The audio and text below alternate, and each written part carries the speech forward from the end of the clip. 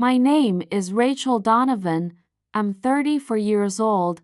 I live in Austin, Texas, and for most of my life, people called me the kind one, the trusting one, the quiet one, but at on a night I'll never forget, I stopped being quiet. The room was dark, just the faint glow of the clock on the wall. 2:07 a.m. I remember my hands trembling, not from fear this time, but from something else, resolve. He was standing over me, Ethan, the man who once swore to protect me, the man who claimed to love me.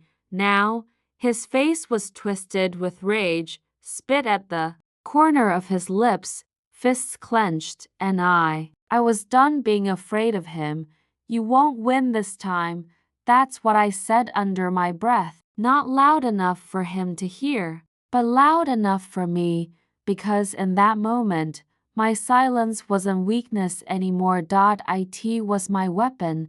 I didn't scream. I didn't fight back with my fists. I just watched him, and for the first time, I saw his face for what it really was, ugly, small, pathetic. What he didn't know was that my silence had been building for months, that while he thought I was shrinking, breaking, disappearing, I was gathering everything, every bruise, every word, every threat, and tonight at 2 a.m. when he came for me again, thinking I was defenseless, I was ready. That night, the silence he mocked, the silence he used to control me, became the silence that destroyed him.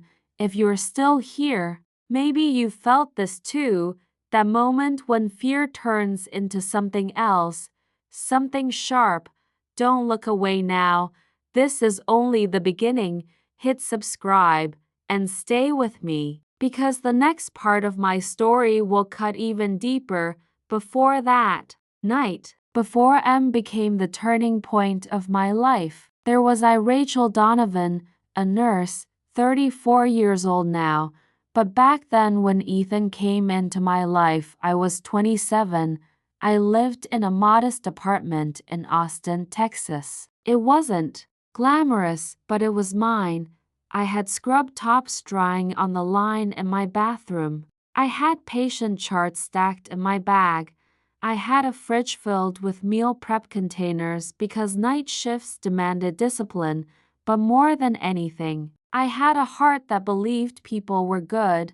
That could be my flaw that may have made me easy prey. I remember the first time I met him. Ethan. It wasn't in a bar, or on a dating app, or through a mutual friend. It was at the hospital. He brought his mother into the ER one night. She was frail, struggling to breathe, and while we worked on her, he stayed by her side, clutching her hand. He looked so devoted, so human, and in my exhausted haze, after 12 hours on my feet, I thought, God, this man must be a good son. He thanked me when we stabilized her. His voice was soft, deep. Rachel, right? He asked, reading my name tag. I don't know how to thank you. You're incredible. I should have seen it then, the way his eyes lingered, not with gratitude, but with calculation. But I didn't. I smiled back. Just doing my job. That's how it started. Simple, harmless. Within weeks, he found excuses to see me again. Coffee, thank yous, random visits to the hospital. Even when his mother didn't need treatment, he asked me questions no one else asked. What's your biggest dream, Rachel? What's the hardest part of being alone? I didn't realize it, but he was collecting me, every answer, every detail, tucked away like ammunition. I told him I'd always been the responsible one, the one who worked long hours, who skipped vacations, who carried her weight without complaint. I told him my father left when I was 9, that my mother struggled with depression, that I'd been alone in more ways than I admitted, and he looked at me like none of that scared him, like he wanted me anyway. I thought it was love. At first, it was everything I thought I deserved. He'd bring me dinner when I worked late shifts. He'd leave flowers at my doorstep. He'd sit in my tiny kitchen, listening to me ramble about difficult patients, and he'd say, "You're too good for this world, Rachel. You need someone who'll take care of you." For the first time, I let someone take care of me. It felt safe. It felt intoxicating, but what I didn't realize was that safety was just the wrapping paper, and inside was a cage. It started subtly. "You work too much," he'd say. "You're tired all the time. Maybe I should handle the bills. You focus on your patients." It sounded reasonable, caring, even. So I let him.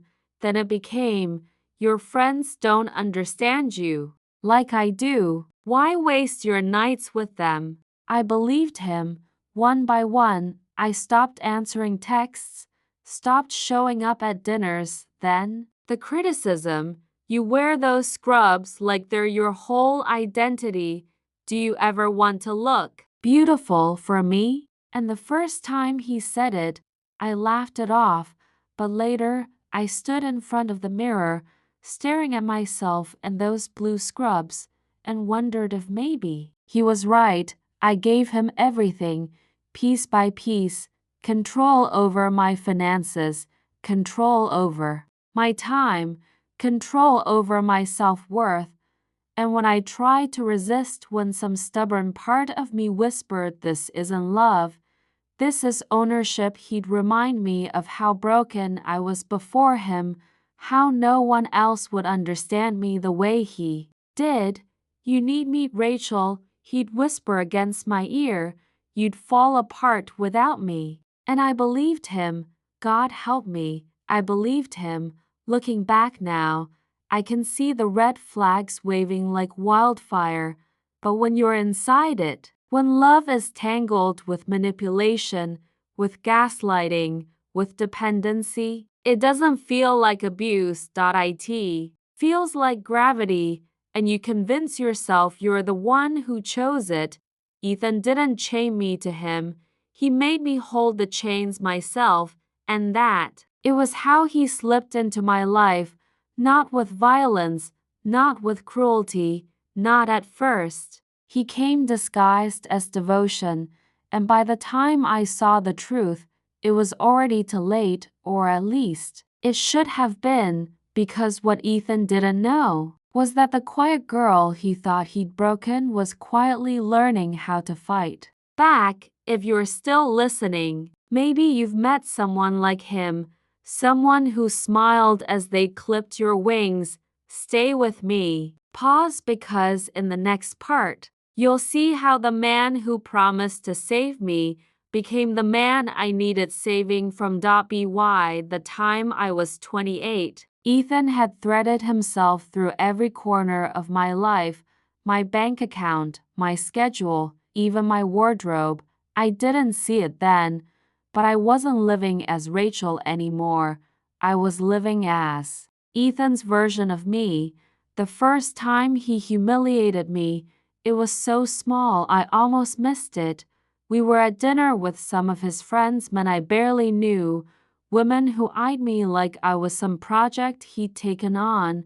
I made a joke about one of my patients, something light-hearted. Everyone chuckled, but Ethan leaned across the table, squeezed my knee hard, and said, "Sweetheart, you don't have to try so hard. Leave the wit to people who are naturally funny." The table laughed, but not with me. Me, and I remember swallowing down the sting of tears, telling myself he didn't mean it. He was just teasing, but the look in his eyes wasn't teasing. It was sharp, possessive, like he enjoyed watching me shrink. That was the beginning. After that, it became routine, little comments, sharp corrections, disguised as love. "Don't wear that, Rachel. It makes you look cheap.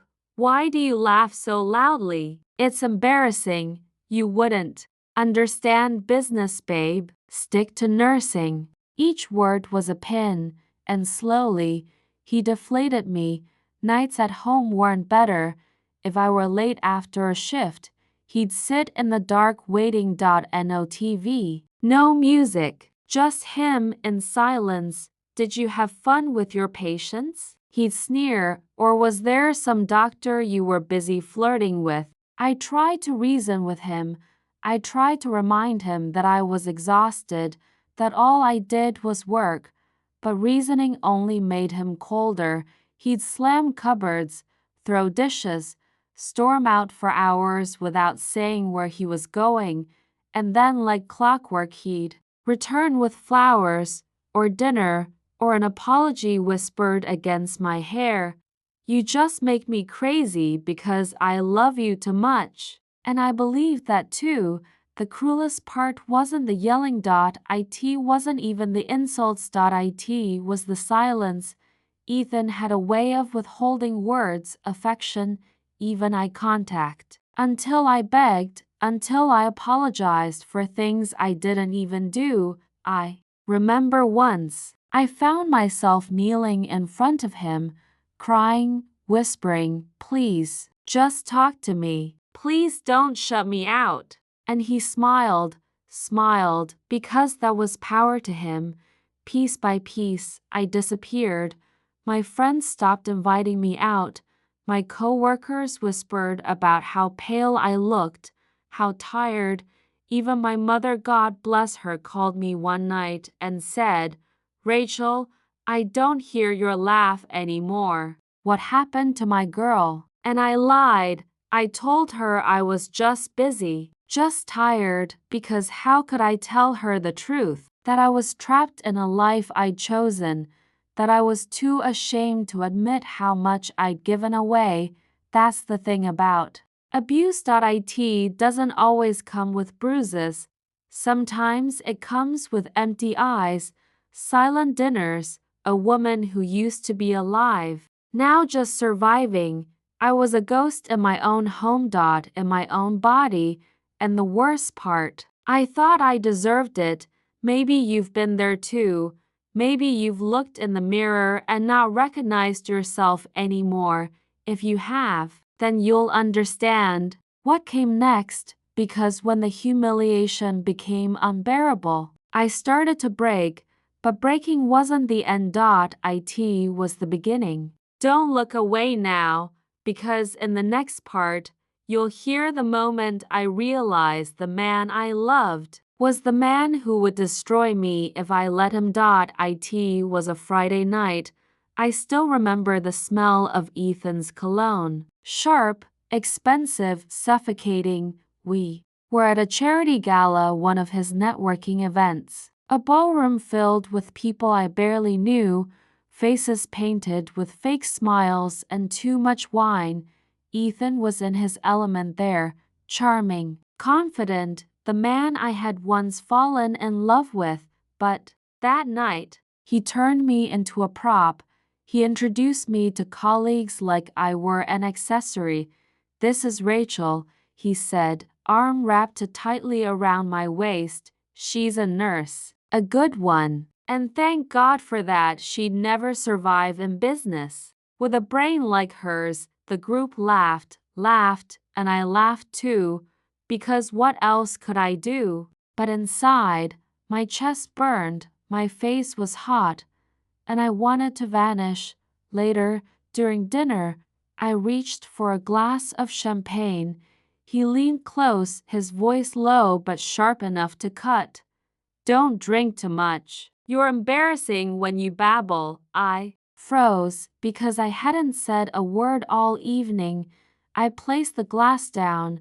I stared at the candle flickering on the table, and for the first time, I thought, this is my life. A cage I walked into, but it wasn't the worst moment. No, that came later, when I excused myself to the restroom. I came back quietly, and I heard him, Ethan, my Ethan, laughing with another woman. His hand brushes her arm, his voice low, teasing, warm. a tone he hadn't used with me in months, and then words that shattered me. She's lucky I keep her around. Honestly, Rachel's too plain for me, but she worships me. And a man deserves that, right? Plain, lucky, worships me. The words echoed like thunder in my chest. I felt my knees weaken. The chandelier lights blurred through the tears I fought to hold back. I wanted to scream, to confront him, but I didn't. I smiled when he glanced back at me. I fixed my lipstick and I played my role, because if I broke there, in front of all those people, I'd be the one humiliated. Reflective, quiet that night. When we got home, I sat in the bathroom alone. I didn't cry loudly. I didn't scream. I just sat on the cold tile floor, staring at myself in the mirror, and the woman staring back wasn't Rachel anymore. She was hollow, fragile, a ghost of who I had once been, and for the first time, I whispered to myself I want out, but wanting out and getting out, they are two very different things, because by then, Ethan didn't just own my heart, he owned my finances, my reputation, my silence, and he knew it. So he tightened the grip, and I broke further. But here's the thing about breaking: when a bone breaks, it heals stronger, and when a woman finally reaches her breaking point, that's when she starts to sharpen the pieces of herself into weapons, and I was about to sharpen mine. If you're still listening, maybe you know this feeling, that moment when pain turns into something colder, something sharper. Stay with me, because in the next part, you'll hear how I began to rise in silence, how I turned my collapse into the kind of revenge Ethan never saw coming.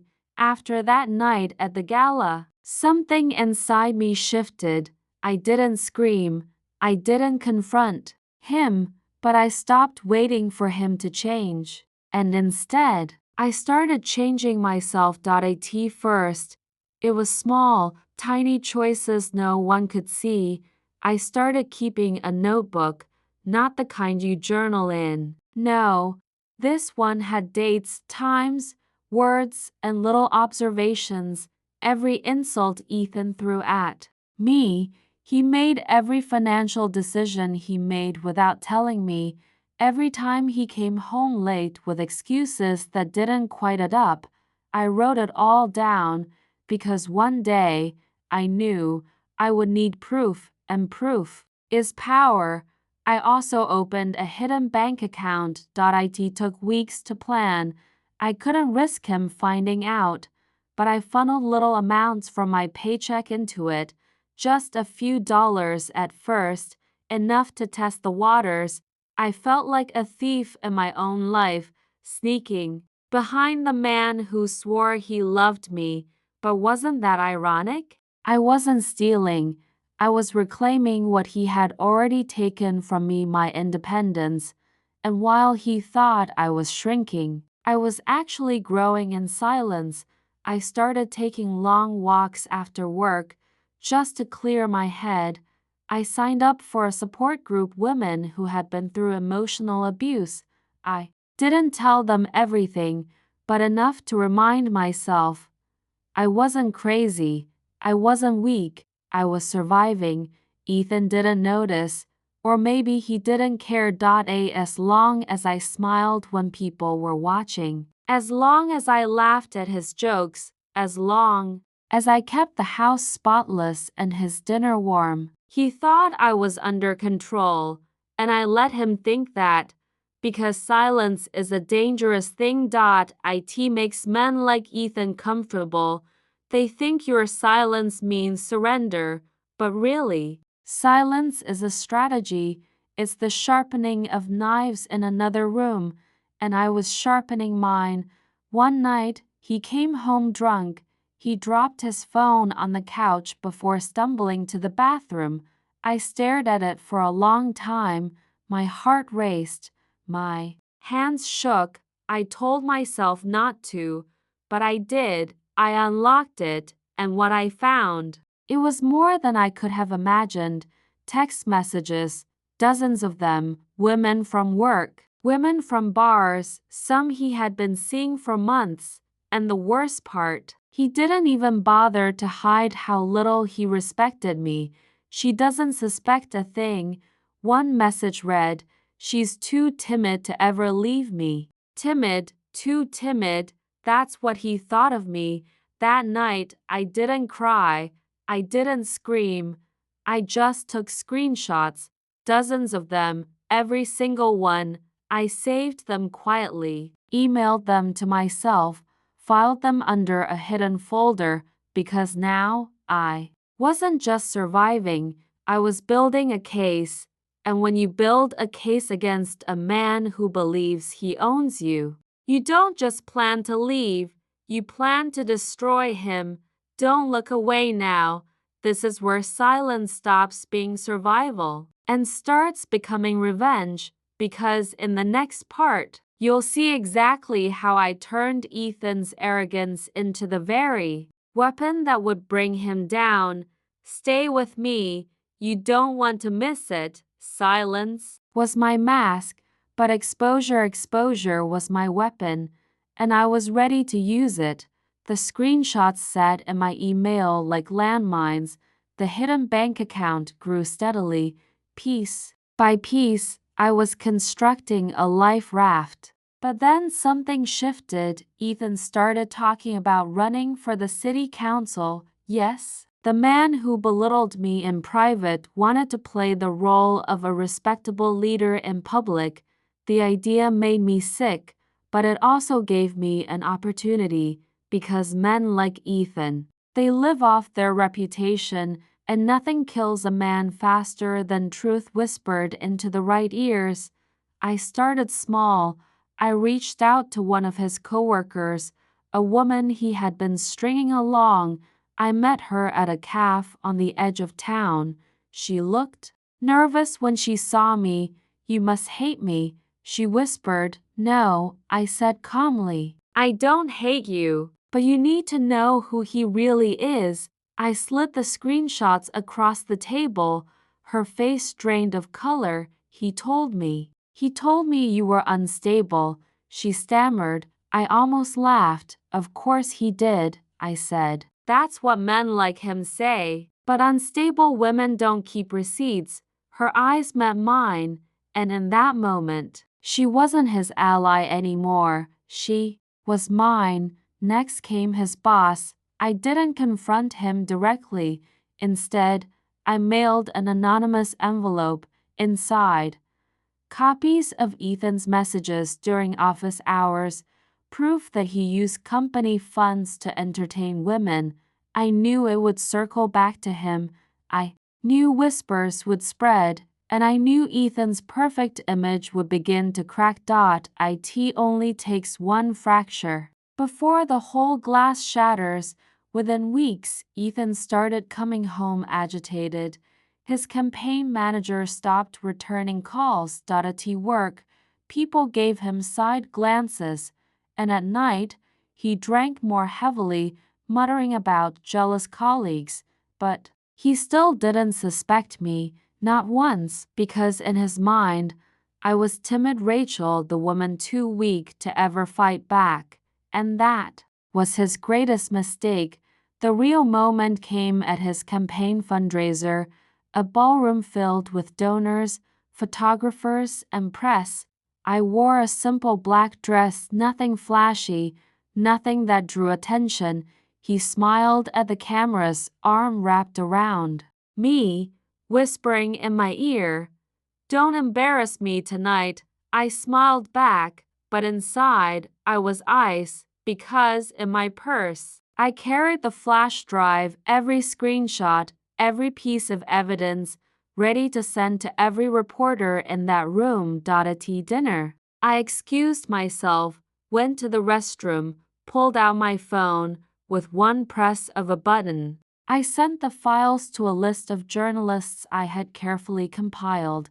For years, My silence was his shield, but tonight my silence would be the stage for his ruin. It didn't take long. By dessert, one reporter's phone buzzed, then another. I watched as faces around the room shifted: confusion, then disgust, then laughter barely hidden behind napkins.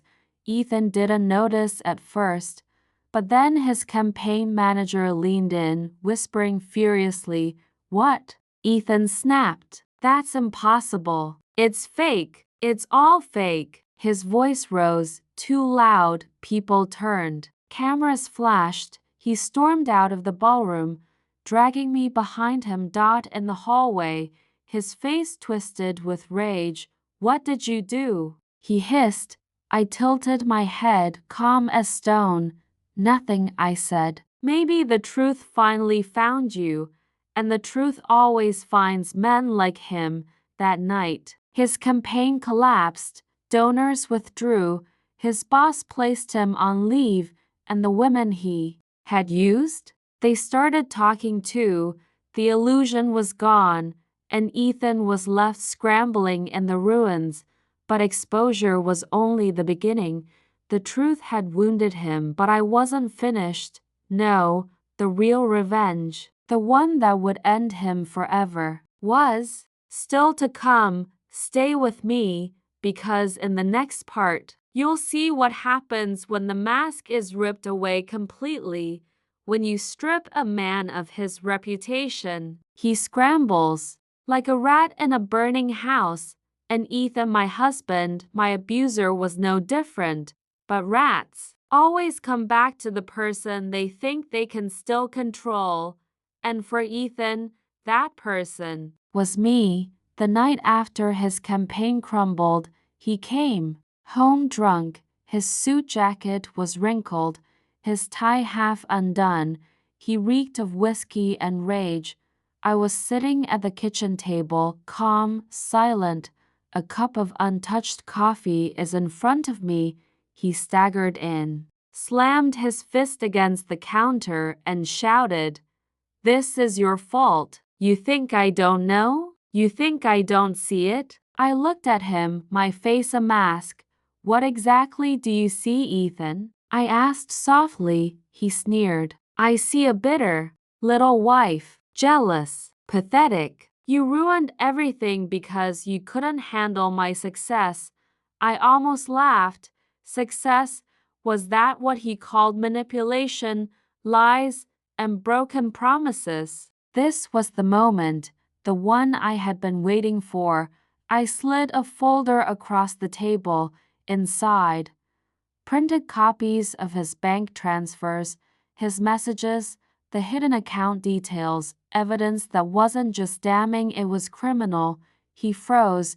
For the first time, I saw fear in his eyes. "Where did you get this?" His voice cracked. "I've been collecting," I said calmly, "for months. Every dollar, every lie, every message." He lunged forward, snatching at the papers, but I pulled them back before his hand could touch them. "No," I said firmly. "You don't control this anymore." "I do," voice breaking, raw, but steadying into steel. "You told me I was nothing, that no one would believe me, that I was too weak to fight back." I leaned closer, my voice dropping to a whisper. "But look at you now, Ethan. You're the one no one believes. You're the weak one." His face turned red with fury. "You think you can destroy me?" he screamed. "I'll bury you. You hear me?" I cut him off with a single word. "Police." He blinked. "What?" I set my phone down on the table. The screen glowed with a draft email to a detective I had been quietly working with, attachments ready. Every piece of evidence. All I had to do was press send.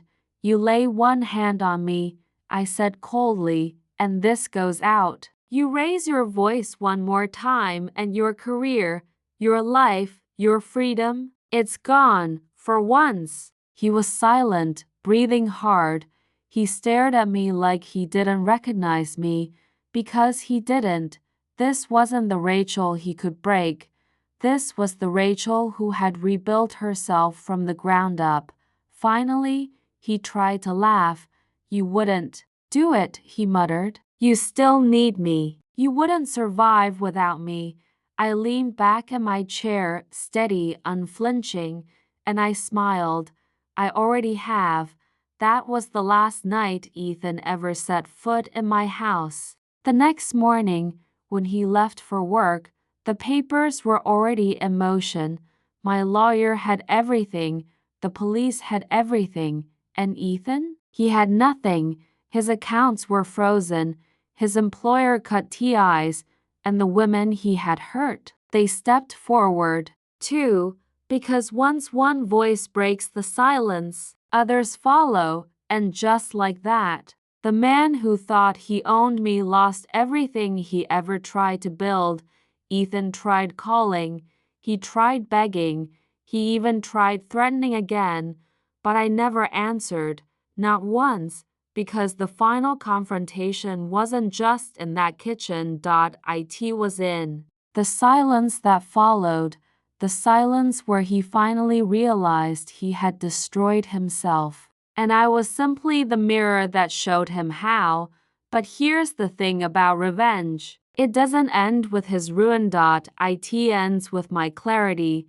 And in the end, clarity was sharper than any knife. Stay with me, because in the final part, I'll tell you what it felt like to finally walk away, not forgiven, not healed, but free. People always ask, what does revenge feel like? Does it feel like fire? Like victory? Like the world finally giving you back what it stole? I'll tell you the truth. It doesn't feel like fire. It feels like silence.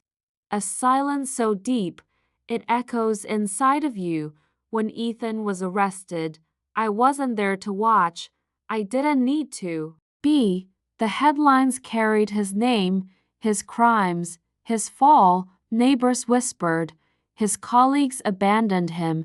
Even his family turned their faces away. And me? I sat by the window of my small apartment, a cup of tea in my hands, and I breathed. For the first time in years, I breathed without fear, voice soft, almost nostalgic. But don't mistake this for a fairy tale ending. Scars don't disappear just because your abuser is gone. I still wake up at a.m. sometimes, like my body remembers the hour I finally fought back. I still hear his voice in the back of my mind, and some nights I still wonder if he'll come back. Healing isn't clean, it's not linear, it's jagged, messy, and slow, but it's mine now, not his. I didn't forgive him, and I never will, because forgiveness is an ode to monsters. What I chose instead was clarity, clarity that I am not what he said I was, not weak, not worthless, not invisible. Clarity. That silence can be the loudest form of revenge, because when I stopped speaking to him, when I stopped explaining, defending, begging, I became untouchable. I feel powerful now. Sometimes. I feel free. Yes, but freedom is heavier than I thought, because now I have to carry the truth of what he did, the truth of who I became to survive it. And maybe that's why I'm telling you this now, because someone out there listening in the dark might be where I once was, scared, silent, breaking.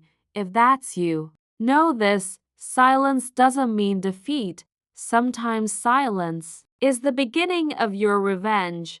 And when the moment comes when you finally fight back, you'll know it in your bones. I fought back, and in the silence that followed, I found myself again, not forgiven, not healed, but free. If you're still here, maybe you felt this too. Subscribe, because stories like mine aren't rare, they're just the ones women were never meant to tell.